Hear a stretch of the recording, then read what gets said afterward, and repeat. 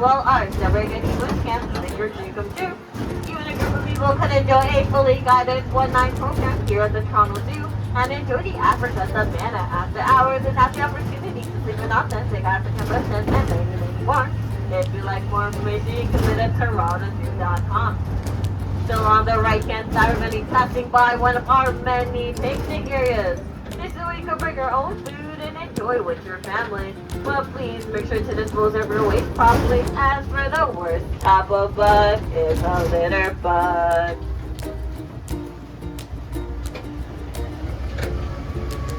As we make this turn here right in towards an animal I would never play cards with because he is a cheetah. They are fastest land animal and they can run up to 100 kilometers an hour before needing a break or a catnap. That means if you're driving the speed limits on the 401, a cheetah can pass you. Keep your eyes peeled to the right-hand side as they are sometimes tricky to spot from back here since this is the back end of their habitat. If you don't get a chance to see them and you would love to see them, I recommend you visit them at our second stop, the Africa Savannah. Although cheetahs are fastest land animal, they're not the fastest animal on Earth. That record belongs to Peregrine Falcon, who can reach a diving speed of over 320 kilometers an hour, which fits in nicely pull up to our first stop, the Canadian domain. Here at the Canadian domain, you can visit the animals of called Canada homes, such as our grizzly bears, cougars, wood bison, and even everyone's favorite Canadian animal, the raccoon. If you like cycling here for the Canadian domain, which is located straight down the hill to the left-hand side, please wait until the vehicle comes to a full and complete stop before exiting on the right-hand side and the right-hand side only. Thank you.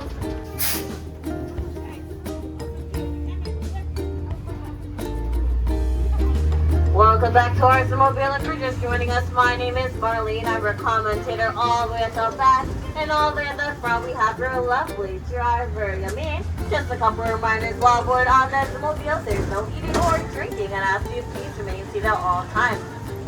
We are now about to make the world's fastest trip from Canada all the way to Africa. On our way there at the top of the hill, just in front of us towards the right-hand side, one animal we have viewable is our ostrich. If we're able to spot him as we're driving by, his name is Omelette. He's our largest, fastest flightless bird on Earth.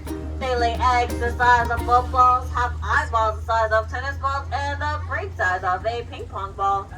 While they may not be able to take flight, they're able to make up for it in speed. They can run up to 70 kilometers an hour on foot, making him the fastest two-legged animal on the planet.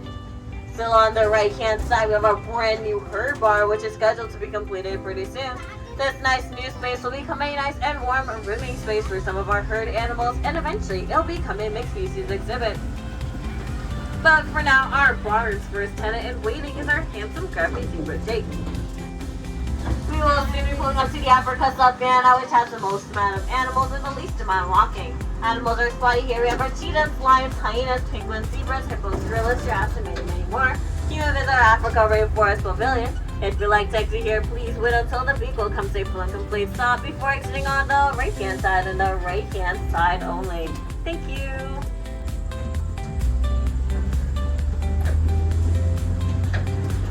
Nicknamed Cattle the King in Africa, just in front of us towards the right-hand side, we have our Wet'suwet'en cattle. Wet'suwet'en cattle have been in our care since 2014, and their names are Maggie, Ralph, and Marge. Yes, you heard that right if you're a fan of The Simpsons. And Wet'suwet'en is not always what you get. Wet'suwet'en has some of the longest and largest horns of any cattle breed, and they're partially hollow in the inside, made of a honeycomb-like structure full of blood vessels to keep them flow. And welcome back to our Zoomobile. If you're just joining us, my name is Marlene. I'm your commentator all the way at the back. And all the way at the front, we have your lovely driver, Yamin. Just a couple of reminders while aboard on the Zoomobile. There's no eating or drinking, and ask you please remain seated at all times. Our next stop will be the Tundra Truck. As we make our way there, we're going to come across a bridge which has our old monorail station, which we now use to store browse and blueberries to keep fresh and usable for winter months. Browse consists of twigs, leaves, and flowers, and it's a staple diet for many of our animals here in the Township. Also in front of us towards the right-hand side, if you guys notice that white pole, that is our Tundra Air Ride. It is a two-person zip line that takes you all the way to the top of the pole, flying over amazing polar bear habitat at the Tundra Trek. Coming up on our right-hand side, we're going to be approaching our Mayan temple ruins, which is home to some of our fan-fascinating favorites. If you look carefully, you might be able to spot two of our spider monkeys. But much easier to notice is our flamboyance of American flamingos. Your Toronto Zoo is currently home to 15 flamingos, and out of the 15, Phoebe, Pinky, and Brian have actually been here with us since the zoo first opened. Still on the right-hand side, we're going to be passing the back end of our caribou/reindeer habitat. Your Toronto Zoo is currently home to 4 female caribou. And did you know that the caribou here at the Toronto Zoo made their silver screen debut in the Tim Allen movie, The Santa Claus?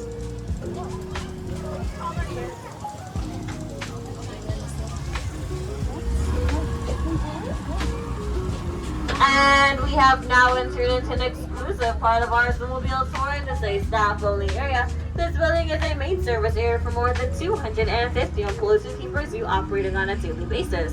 You'll also notice passing by our state-of-the-art Wildlife Health Center.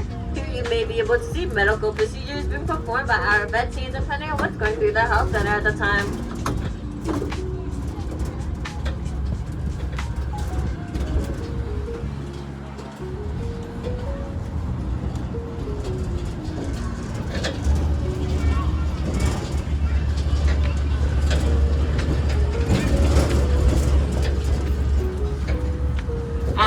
Up in front of us towards our right-hand side, we're going to be passing the back end of our polar bear house. Here you'll find Aurora, Nikita, Hudson, and Juno. Unfortunately, they're not really visible on our end at the moment, but don't worry, you can always get a closer look here at our next stop, the Tundra Trek. Here at the Tundra Trek, we also have Arctic wolves, caribou, snow goose, and many, many more. This is also the closest to Australasia Pavilion, where you can visit our kangaroos and the Great Barrier Aquarium, and you can visit our greenhouse as well. If you like sexy hair, please wait until after the right-hand side only. Thank you.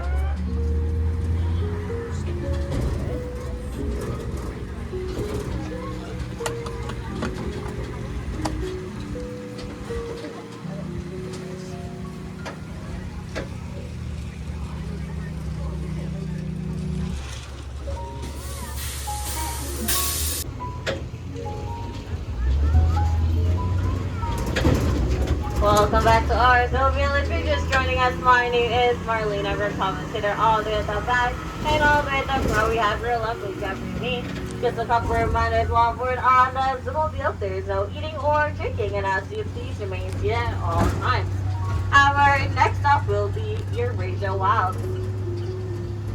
Coming up on the right-hand side, we're going to be passing by a retirement home we like to call Shady Acres. This area has 2 of our older Asian Mongolian wild horses. Their names are Chokla and Dudley. They're the parents of some of the rest of our Asian wild horses, which will be found shortly through your Asian drive-thru, so don't worry if you did not quite get a chance to see them yet. We just brought them over here, that way they can be free from the horsing around from the other adults. Your Toronto Zoo houses one of a few reproductive physiology labs in North America that works on biobanking wildlife species. Biobanking is a process of freezing living cells and embryos for the purpose of preserving a better genetic diversity for the future. In fact, in 2015, a wood bison calf was born here at the Toronto Zoo after being conceived using reproductive cells acquired in 1980. Coming up towards our left-hand side, we're going to be passing by a Zoomobile fan favorite, Cedric R. Wattle Crane. He's an African species, but has been hanging out in Eurasia for quite some time now. And they get their name from a white wattle dangling from their throat, and they can grow up to 6 feet tall with the wingspans 8 foot wide. Wattle cranes are the largest cranes in Africa, and they're known for their elaborate mating dances.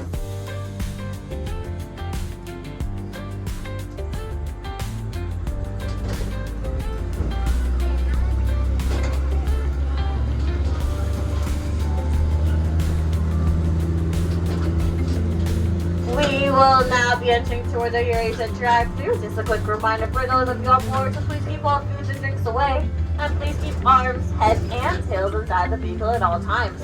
Animals may walk up close to the Zoomobile. Please do not try to reach out and pet them as they're wild animals. And hold on tight to your loose belongings. If any items are dropped in here, just raise your hand.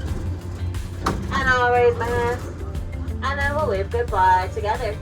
Please do not attempt to retrieve any of those items once the zookeepers come and retrieve them for you as soon as possible. Hold on to your hats as they make it. Little Bumpy will be driving over a category, switching to the animals to get in close to the gates as they open and close.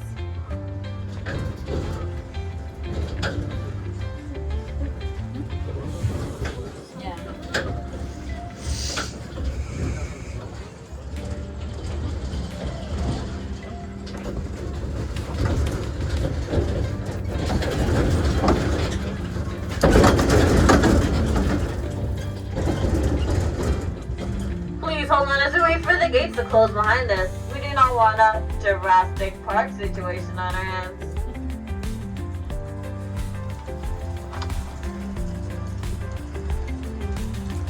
All clear.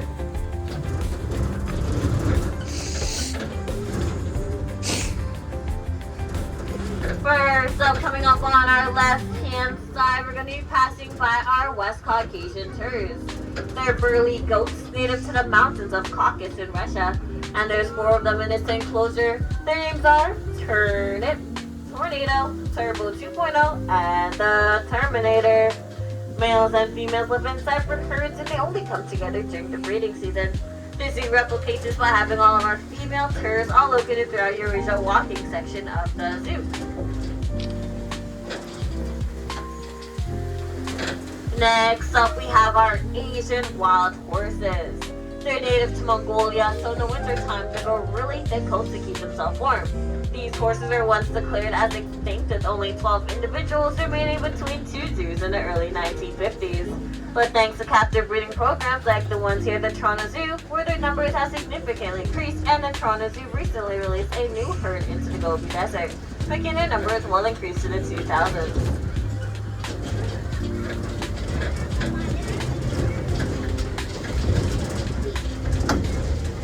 The section of the zoo that we're currently driving through today was first opened in 2013. Keep your eyes peeled for one last animal. We should have our Himalayan yaks towards the end of our drive-through. Our Himalayan yaks are all females, so they grow really thick coats to keep themselves warm. It's a lot to remember. You're doing a good job. Thank you.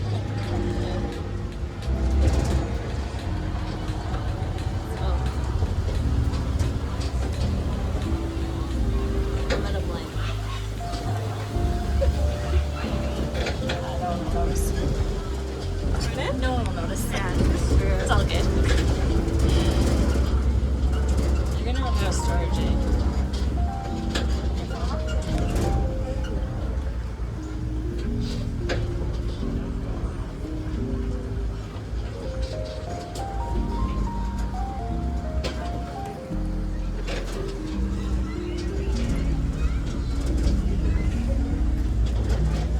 Now that concludes the end of our Eurasia drive-through. Please hold on as I make it, Little Bumpy, while I exit.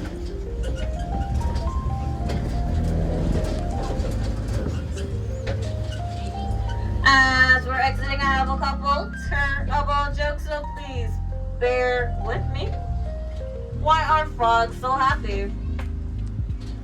Because they eat whatever bugs them.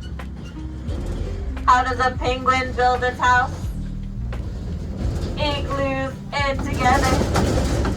And last but not least, what do you call a bear with no teeth? A gummy bear. I would say no lot of zoo jokes, but I would be lying. As we wait for the gates to close behind us, I invite everybody on board to look ahead and gaze upon our adorable, fluffy cuteness of our Highland cattle. The names are Blue and Jay. Highland cattle are one of the oldest registered breeds of cattle in the world. Their distinctive mop of hair is the longest among all cattle species, all clear. And the ginger color of the Highland cattle is linked to Queen Victoria. While traveling to the Scottish Highlands, she marked the Shrew like the red color counts best. This led to selective breeding and made red their most dominant color. The original color of the Highland cattle was black, but they could also be found in yellow, silver, or white.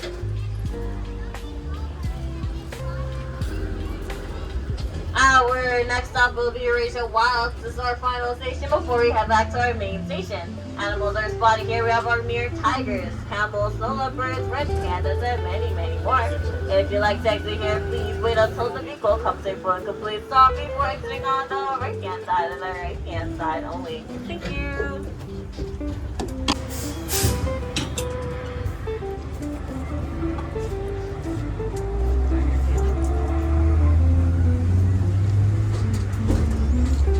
Coming up towards our left-hand side, we're going to be passing the back of our kids zoo. Here you'll find Sterling, our miniature donkey, as well as Reggie and Gerald, our two alpacas. I told Sterling a joke the other day, guess what he did? He hawed.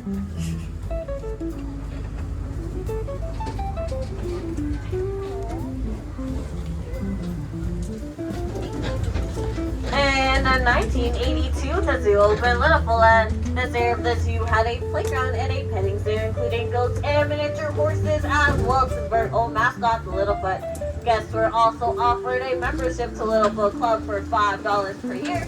And today, the legacy of Littlefoot lives in the form of our kids zoo, which opened in 2004.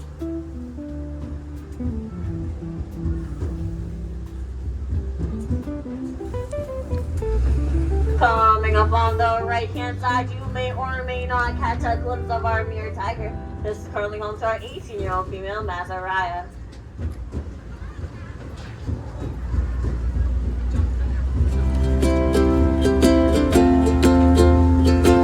And up next on our left-hand side, we're going to be passing another section of our Discovery Zone, our gripping children exhibit.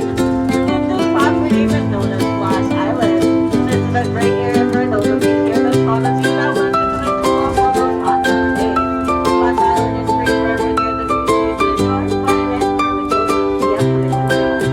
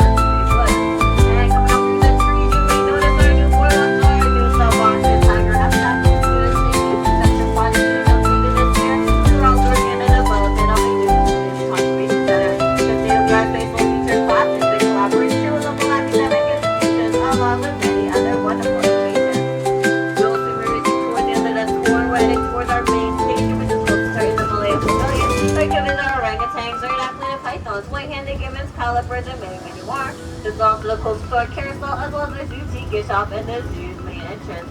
If you like to exit here, please wait until the vehicle comes in for a complete stop before exiting on the left-hand side and the left-hand side only. As for the right-hand side is a fire hazard, meaning that I will be fired.